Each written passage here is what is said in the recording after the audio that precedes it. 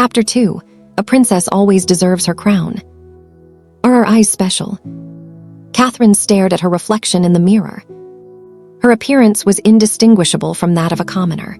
The simple clothes and essentials Weo had provided helped her blend in seamlessly with the people around her without drawing attention to herself. Still, the police officer had insisted that she not go out and prioritize her safety above all else, warning her not to act impulsively and avoid making mistakes that could benefit the rebels. If so, would my father still recognize me? It was an unanswerable question at the moment, but Catherine hoped her father could tell her apart, just as Weo had, even though they had only met for a short time. She trusted that the slightest difference would be enough for her father to identify her. The biggest problem now was finding a way to return to Maidlin in secret, without alerting the rebels who believed they had already eliminated her. Returning to the country quickly would be the best solution, but Weo had said that this was almost impossible, given her current situation, no identity in Maidlin and no nationality in Thailand. For now, all that was left was to wait for the right opportunity, because there might only be one chance, and failure was not an option. Her survival was not the only thing at stake. Weo, an honorable police officer, had also taken a risk by getting involved in this story. Miss Blue. A soft knock on the door interrupted her thoughts. Catherine turned her attention away from her worries and toward the person calling her at this unusual hour. Are you still awake? Can you hear me, Miss Blue? Under normal circumstances, she would have scolded Weo for disturbing her during her rest or for invading her personal space at night. But now, she had to trust her and follow her instructions to ensure her safety. So she gave in to her usual strictness and replied, What do you want to talk about, Weo? I received an urgent call. I need to return to the hotel immediately. Go to your duty. I will wait here. Princess Catherine's imposter has changed her travel schedule. She will depart Thailand this morning. But our original plan was to leave here in 3 days, before heading to Japan. Yes, it was like that initially. I don't know the reason for the change, but I think it might be beneficial for you. If the imposter's allies in Maidlin leave Thailand, your situation might improve. Let's hope so. Weo observed Catherine's delicate face, whose expression conveyed resignation in the face of the cruel fate she faced.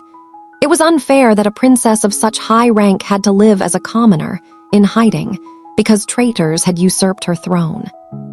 I'll be back in the morning. Understood, be careful. You too, don't leave here until I return. I already promised, or do you not trust me, Weo? I'm just afraid he'll change his mind and run away. For the honor of a princess, I would never go back on my word. Even if everything had been stolen from her, her honor remained in her royal blood. Catherine would never break her word. Payaka. Payaka is used for men. For women, the correct form is Payka. I thought Payaka suited the moment better. I don't see any humor in that. The skilled policewoman smiled as she noticed that her little provocation had at least eased the princess's tension a little. With a playful gesture, Weo stood at attention and saluted in imitation of Maidlin's royal guards, only to receive a stern look from her. Catherine, a serious correction on the proper way to address royalty. Even though you know the right way, why do you insist on doing it wrong? Because sometimes feelings speak louder than correction. Can you explain it to me better? That will be for another time, Miss Blue. I will return safely as soon as possible. Hello, Beam. What's up, Pilam? Why are you calling me at this hour? Beam, first check if everything is in order. I'm far away, it may take a while to get there. Order with what? Haven't you been called to the hotel?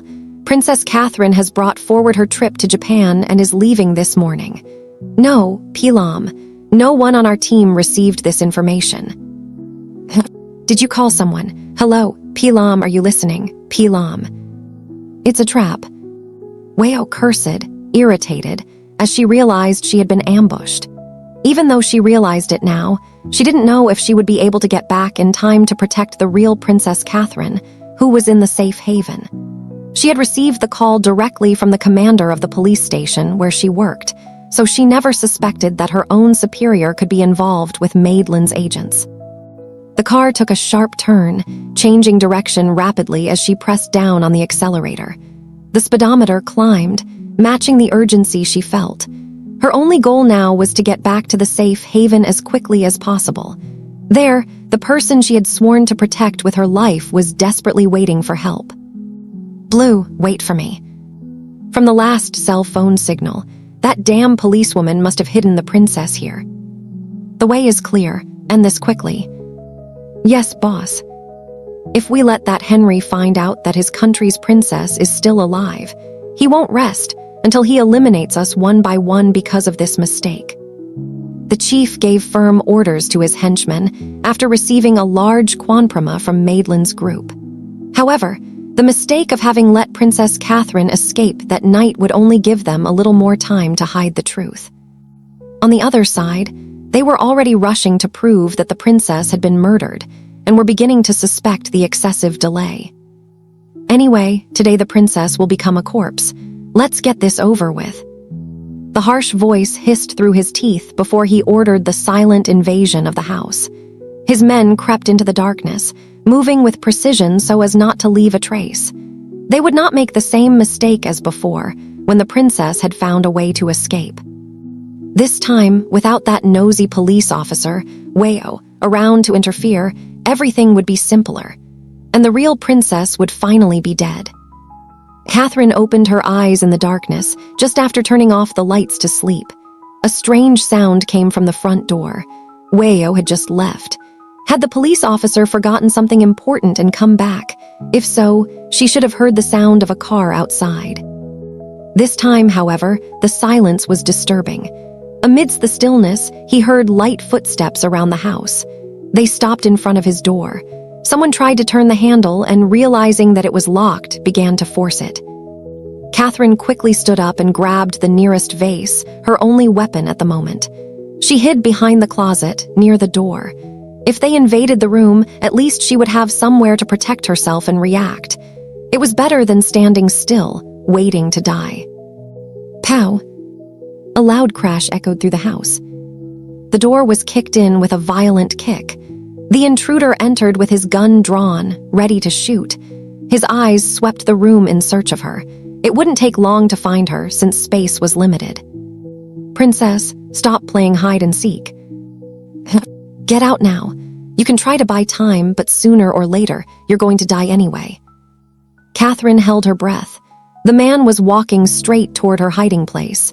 She gripped the vase tightly, preparing to attack. But before she could act, the intruder fell on his own. A well-aimed shot had struck him. The explosion was muffled by a silencer, preventing other criminals from running to the scene. "Weo." "SHH." Weo looked at Catherine, who nodded, understanding the gravity of the situation. She had returned in time, sneaking in through the window to avoid the criminals surrounding the main entrance. If he had arrived a second later, Catherine would already be dead. "We need to escape through the back." "But there are so many of them. I can hear footsteps everywhere." "Just trust me now." "I trust you, Weo. I won't let those lowlifes hurt you." Without hesitation, Weo took the princess's hand. There was no time for protocol. He needed to ensure her safety before anything else. She helped Catherine through the window first, making sure the way was clear. But before she could follow, another criminal appeared and found them. "Hey." "Weo, watch out." Catherine screamed as she saw Weo fighting the man, who was trying to take her gun. The thug, taller and stronger, had the advantage. Without thinking twice, Catherine climbed back up and smashed a vase over the attacker's head. Wow. The glass shattered with a loud crash. "Hey," the sound came from over there. "Catherine, run." Weo pushed her to run away first, and at the same time he shot at the enemies with precision. She took a deep breath, trying to catch her breath after almost being strangled. If Catherine hadn't helped, she might not have made it. Bang, bangs, bang. Gunshots echoed through the night. The criminals fired without worrying about their aim, just to prevent their prey from escaping. Weo, on the other hand, saved every bullet, knowing that his ammunition was limited. 8 enemies in total. He had already taken down 4, but they were still at a disadvantage. Facing them head-on would be suicide. They needed to flee. I hit a motorcycle there. Have you ever hitchhiked before? Catherine shook her head. Without hesitation, Weo put her on the back of the bike and adjusted her helmet. If you're scared, just hold on tight. They're still chasing us. Trust me, you'll be fine. Catherine squeezed her eyes shut as the motorcycle sped off. The biting wind hit her face, and the speed was terrifying, but her fear eased a little. She tightened her arms around Weo's waist, trusting that the police officer would do everything she could to keep her alive. The secret refuge is no longer a safe place. The criminals tracked us down too quickly. Sorry, this time it was my mistake. I didn't imagine you were involved in this, so I almost fell into the trap. It's not your fault, Weo. We have no way of knowing who's on Grace's side. The situation was now so uncertain that anyone nearby could become an enemy at any moment. If even she had made mistakes in the past, it wouldn't be fair to blame Weo for falling into a trap. Besides, the police officer had already risked her life to save her not just once, but twice. But I promised I would protect you. If something had happened to you today, I would never forgive myself. But we are safe. If we managed to survive once again, it was thanks to you, Weo. But don't think about it anymore. This time, it was Catherine who ended the conversation. She didn't want Weo to blame himself for something that was beyond either of their control.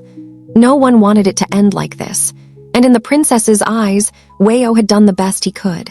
Facing 10 criminals at once, if it had been just her, he wouldn't have survived. I need to thank you too, Blue. Thank you for what? I didn't do anything for you, Weo. You saved my life. At that moment, I was lost. If it weren't for you, I would already be dead. How could I die? You said yourself that the criminals have already discovered where we are. Haha, not like that. Forget it. At least you understand Thai well now.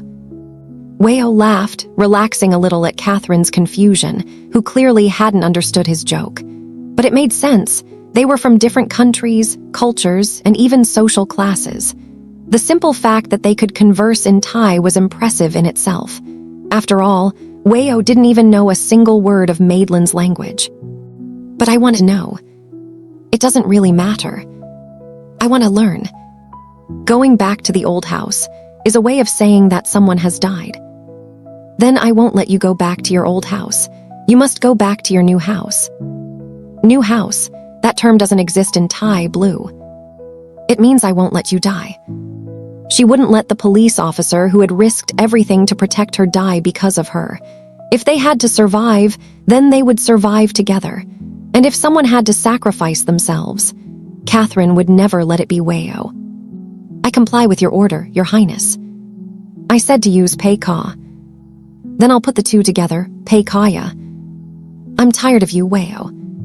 Why did all this involve Madeline? And as heir to the throne, Catherine knew that this responsibility was hers. What happened? P-Din, it's a long story. I'll explain everything later. I was worried when you called me asking me to send someone to pick you up. Even more so when you told me to reply to Watit that you hadn't contacted him. I already told P-Nam and Phi about this. But who did you come with? With Blue. She's the person I'm protecting and helping right now. Weo briefly introduced the person accompanying her so that her cousin could get to know her. She would need to hide out in Chiang Rai for a while she sought a solution to the situation she was facing. But she only intended to stay there for a few days, as she did not want to involve P-Din and Kun Tipafa in something so dangerous. The problem went beyond a simple personal matter. It involved 2 countries and enormous risks. The fewer people who were affected, the better. Blue, this is my cousin, P-Din. It's a pleasure to meet you, P-Din. Welcome, please come in. Catherine watched Kasama, or P-Din, as Weo called her. During the drive to the farm in northern Thailand, Weo had told her about his cousin who owned the farm and how it would be one of the safest places to hide for a while. Before the criminals found them, They could use this brief respite to plan their next moves. P-Din, has Lam arrived yet? I just finished preparing the room. Rose, this is Blue, the person Lam said she was going to bring to meet. It's a pleasure to meet you, Rose. Rose, what's wrong? That's Princess Catherine Blue Delana from Maidlin. P-Din, I remember her from the news about the royal visit. I even commented to you how elegant she was. Calm down, Rose. If Blue was really a princess, why would she be here in our house with Lam? You might be confused, or maybe she's just someone who looks like her. I'm glad you recognized me, Rose. I appreciate it. At least besides Weo, there was someone else who remembered her. Catherine smiled, grateful that, at least for Rose, she still existed in the real world even if an imposter was posing as her under Grace's orders. Lam, what's going on? P-Din, I already said it's a long story. P-Din bowed to the princess. We can't talk like this as if we were equals. Otherwise, she might think we're being disrespectful. I humbly bow, Your Highness. Weo laughed at the confusion caused by his cousin's excitement and how P-Din ended up getting carried away by the situation. Meanwhile, Catherine quickly tried to calm Rose down so that she wouldn't overdo the use of royal formalities.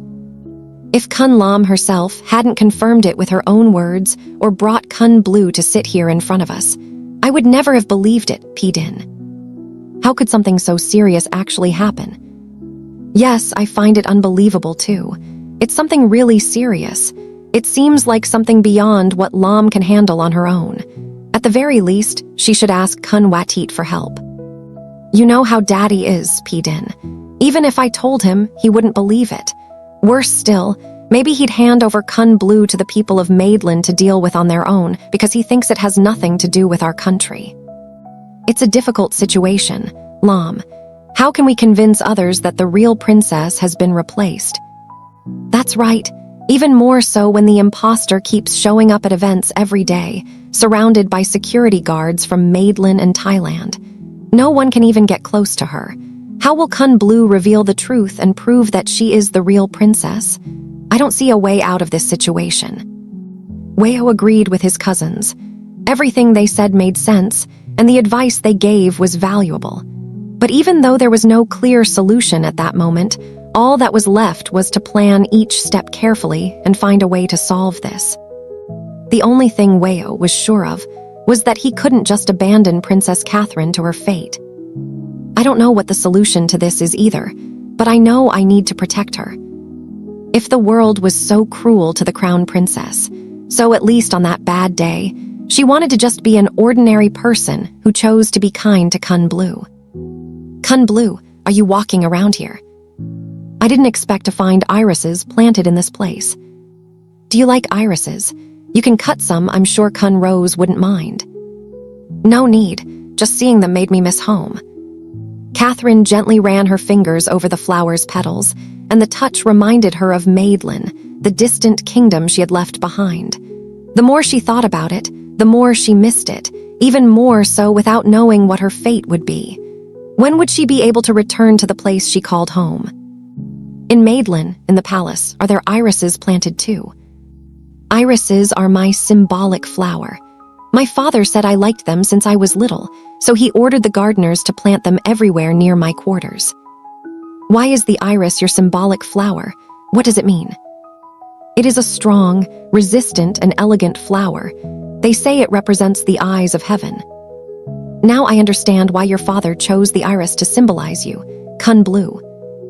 But if I can't fix everything, if I let things get out of control, that imposter princess will make my father disappointed in me. Strong, resistant, elegant. Catherine frowned as she heard Weo repeat the meaning of the iris, as if reinforcing the message she herself had just said. The princess did not quite understand what Weo wanted to convey, and her confused expression made the other young woman continue the explanation. Because you have these three qualities, Kun Blue, you will definitely defeat the rebels. Even if I am strong and resilient, how will I regain my former dignity and elegance? Why do you think you can't? I became a princess without a crown. It's just a crown. If the old one was stolen, we can get another one to replace it for now. Where would I find something like that? Right here. Excuse me, Kun Blue. Wayo asked permission before placing a flower crown on Catherine's head. She had asked her cousin Rose to make one, knowing that Rose loved crafts and creating beautiful flower arrangements. Before going to look for the princess in the garden, she had ordered the crown from the royals' #1 fan. And during the conversation, she kept it hidden behind her back, without Catherine noticing.